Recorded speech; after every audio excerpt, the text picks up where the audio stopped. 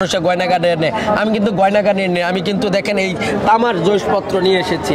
এটা নিয়ে কিন্তু হাসি ঠাট্টামি করেছে মানুষে, যে হ্যাঁ খায় কাম পাইছে না, বিদেশতে পাগল হয়ে গেছে, পাগলে বলে চা বেচবো, বিদেশ চাইছে মানুষে অন্য কিছু করে, হ্যাঁ বলে চা বিক্রি করে। আমি যদি আজকে এই 12 থেকে 28,000 টাকা বেতন দিতে পারি, 28টা দোকান করতে পারি, আপনারা শিক্ষিত, আপনারা তো শুরুতে বিখ্যাত, তা আপনাদের আরো ব্র্যান্ডিং হওয়ার কথা। লাগতেছে চা?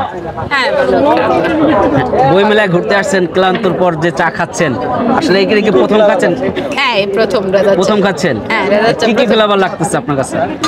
মাত্র এক স্লিপ দিছি, এখনো কিছু বুঝি নাই। একটু খেয়ে দেখেন। আচ্ছা, এই যে মামুনি, তোমার কেমন লাগতেছে? ভালো, কিন্তু বেশি গরম, মুখে দিতে পারছি না। মানে গরম চা তো একটু গরম থাকলে ভালো লাগে, কিন্তু একটু বেশি গরম, জিভে পড়ে গেছে আমার, খেতে পারতেছি না এখন। খুবই ভালো লাগতেছে, খাচ্ছি, খুবই মানে মজা পাচ্ছি আর কি। রাজা মামার চা মানে মানে সবসময় আপনার পছন্দ? সবসময় খান? সবসময় খাই না, এরকমই মাঝে মাঝে অকেশনে খাই আর কি। যেমন বইমেলা আসছে, বইমেলায় খাইলাম। শখের বশত এটা রাজা মামা বলে কথা। হ্যাঁ, সেটাই। ধন্যবাদ। চাটা অনেক ভালো, কারণ আমি প্রথম টেস্ট করতেছি আর কি, আগে কখনো খাওয়া হয়নি। তাই মানে আগে নাম শুনছি, যে আগে নাম শুনছি বা বিখ্যাত চা অনেক শুনছি, তাই আজকে বইমেলাতে আসছি খাওয়ার জন্য আর কি। তো চাটা খুবই ভালো। ভাইয়া কেমন লাগতেছে আপনার? হ্যাঁ, ভালো লাগতেছে। কি কি ফ্লেভার আছে এখানে? এখানে গুঁড়া দুধ দিয়েছে উপরে, আর এমনি দুধ আছে। ভালো, খাইতে কেমন লাগতেছে? খাইলে ভালোই স্বাদ লাগতেছে। 6 বছরের মাথায় সেই শুরু থেকে ভাই আপনি কয় টাকা পুঁজি নিয়ে দাঁড়িয়েছিলেন এই ব্যবসাতে? আসলে হাসবেন আপনারা যারা দেখতেছেন, যে মাত্র 3,000 টাকা। আপনারা জানেন একটা কেতলি কিনছি 750 টাকা দা, একটা কেতলি কিনছি 750 টাকা দা, কয়টা কাপ কিনছি 350 টাকা দা, আর চা পাতি ওই সময় দেখলাম যে সিগারেট না মানে ওইরকম ধূমপানি জাতীয় দাগ, এ মিলাইয়া 3,000 টাকার পুঁজি নিয়ে ব্যবসা শুরু করেছিলাম, পুষ্ট মনে আছে। আর 3,000 টাকা আজকে দেখেন, আমার কোনো বাড়িঘর ছিল না, ছিল বাবা গ্রামের বসত বাড়ি ছিল, কিন্তু কুড়ের ঘর ছিল। মানে তাহলে বুঝা গেছে যে জিরো থেকে আপনি হিরো হয়েছেন। এটা আমি জানি না, এটা আমি জানি আমার বাবাকে একেবারে তো আপনি রাজা হয়ে গেছেন, এই যে রাজা মশাই যে এই যে হ্যাঁ, এটা আসলেও আমি কৃতজ্ঞ দেশের মানুষের প্রতি, যে বাবা একসময় কুড়ের ঘরে থাকতো। আমার আশা ছিল যে এলাকার লোক আমার হ্যাঁ প্রতিপন্ন করেছিল, বিদেশটা মানুষের গয়নাগাড়ি নেই, আমি কিন্তু গয়নাগাড়ি নেই, আমি কিন্তু দেখেন এই তামার জৈশপত্র নিয়ে এসেছি। এটা নিয়ে কিন্তু হাসি ঠাট্টামি করেছে মানুষে, যে হ্যাঁ খায় কাম পাইছে না, বিদেশতে পাগল হয়ে গেছে, পাগলে বলে চা বেচবো, বিদেশ চাইছে মানুষে অন্য কিছু করে, হ্যাঁ বলে চা বিক্রি করে। মূলত অনেক কথাই শুনলাম আপনার, শুরু থেকে শেষ পর্যন্ত আপনি 28টা দোকান বলছেন, 6 বছরে 28টা দোকানের মালিক হয়েছেন। তো এই যে চা আপনি বানাচ্ছেন, এই চার যে এই ফর্মাল মানে এই যে কি বলে এটাকে, যেই কৃত্রিম যে বিষয়গুলো থাকে, এগুলো আপনি শিখছেন কিভাবে বা আপনি এটা কালেকশন করেন কোথা থেকে? আসলে আমি কিন্তু দুবাই ছিলাম একসময়, বাইরে দেশ পাড়ি দিছি, দেশ পাড়ি দিলে বাইরের থেকে আমি এখানে রাশিয়ান শেফ আছে, মিয়ানমারের শেফ আছে, ইন্ডিয়ান শেফ আছে, ওই শেফদের কাছ থেকে এই চা বানানো শিক্ষা। এই চাটা যখন বানানো শিখেছি বিদেশে, কিন্তু এটার মধ্যে দামি জিনিস জাফরান দিতে হয়, জাফরানটা দিলে সুগন্ধি দুধের গ্রানে এবং সুগন্ধি স্বাদ আসে, এবং পানি ইউজ করা হয় না। তাই আমি তো ফার্স্টে দামের চা খাইছি, আমি ভাবছি দেশের মানুষ কি এত দামি চা খা, কারণ আমি তো গ্রামের ছেলে, আমার তো গ্রাম তৈরি দৌড়াছিন, কফি শপ, কফি 50টা 100টা এই তো ধারণা ছিল না। কিন্তু দেশের মানুষ ভালোকে যে এত ভালোবাসা আমি কল্পনাও করিব না। দেশের মানুষের প্রতি আমার কৃতজ্ঞ, দেশবাসী আমাকে আজকে রাজা বানিয়েছে, এই জন্যই। নাহলে তো আমার মতো চাওলা বহু ঢাকা পড়ে রয়েছে আনাচে গানাচে। কিন্তু দেখেন আমি ব্যানগাড়ি থেকে কিন্তু 28টা দোকান, আজকে কিন্তু এই ব্যানগাড়িটা নাই। যদিও বলতে পারেন যে ব্যানগাড়ি কেন নাই, আপনি অবহেলা করছেন, না সেটা হলো সরকারি জায়গা, সরকারি জায়গা কারো জোর করে থাকার মতো নাই, অবস্থান ধরা রাখা যাবে না। ঢাকা অস্থায়ী ভ্রাম্যমান জায়গা, পুলিশে ধরেন দিত লাড়িলে আবার আইতাম, আমি যত বিখ্যাত তাই ওই অবস্থায় থাকবে, যত সরকারের জায়গা পুলিশে ধরেন দিব আবার যাইতে হইব। আমি কিন্তু ওই দোকানটা ওখানে রাখি নাই, ওই ব্যানগাড়িটা আমার বাড়িতে সযত্ন রেখেছি। কখনো যদি মরে যায় আমার ছেলে মেয়েরা দেখাবে যে আমার বাবার এই আভিজাত্য, এটা দিয়ে আজকে রাজা মামা কি আমার বাবা কি আমার ভাই, আমার ওয়াইফে বলবে আমার স্বামী এটা দিয়ে বিখ্যাত, তোমরা দেখে যাও এই ব্যানগাড়ি।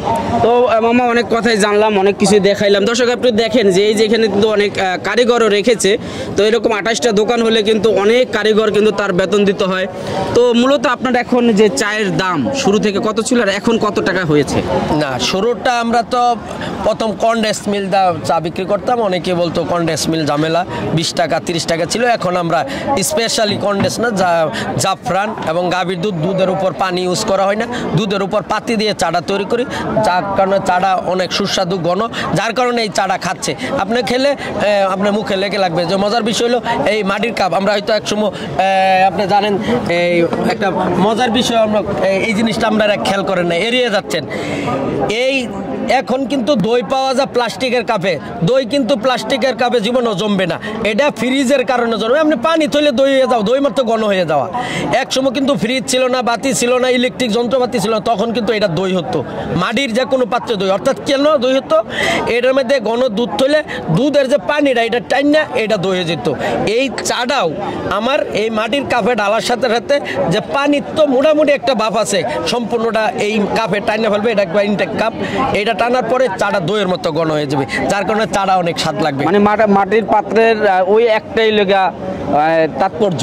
জি জি, এই মাটির পাত্র দেওয়ার সাথে চাটা অনেক ঘন হবে, পানিটা শোষণ করবে, মাটিটাই পানিটা শোষণ করবে, এর স্বাদ থাকবে।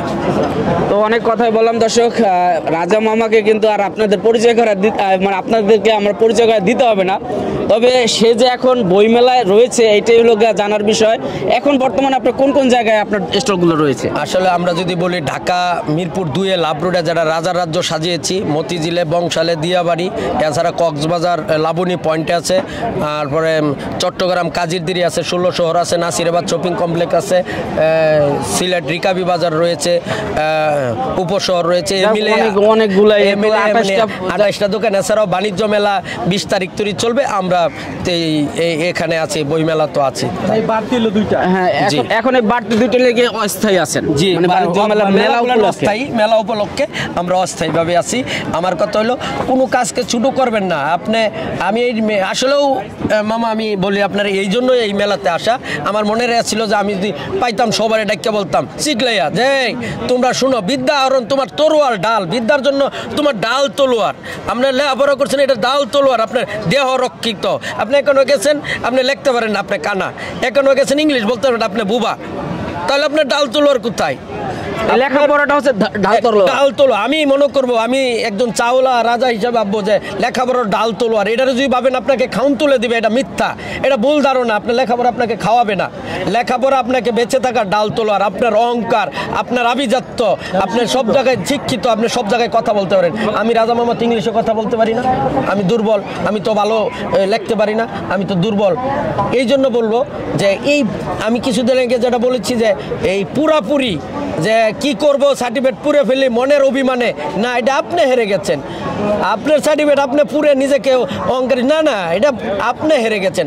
আপনার কাজ ছোট হোক, রাজা মামা যদি আজকে এই পর্যায়ে আসতে পারে, আপনিও আসতে পারবেন। এই উমর বইমেলা 21 থেকে বলতে চাই, মেসেজটা দিতে চাই, শিক্ষার অঙ্গন থেকে, বিদ্যার অঙ্গন থেকে বলতে চাই, আপনারা পাঠ্য বই সবাই বিদ্যা অর্জন করেন, এই বিদ্যার শেষ নাই, কারণ এই বিদ্যার কোনো শেষ নাই।